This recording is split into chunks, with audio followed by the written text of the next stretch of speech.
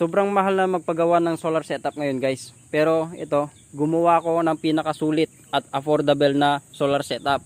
So meron tayong mini setup dito. Ano pa yung mapapagana niya? So meron pa tayong LED na kasama dito. Dalawa yan. So mahaba na rin yung wire niyan. And ito yung mga switch niya, dalawa.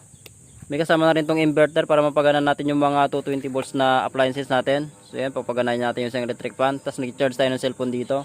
Pwede rin dito yung flat screen TV, yung wifi router, or mga low consuming na appliances. So yun, matas na rin yung capacity ng battery niya, 38Ah na yan. At may kasama na rin siyang solar panel. So may kasama na rin yung wire, package na yan guys. So ito, 100 watts na panel.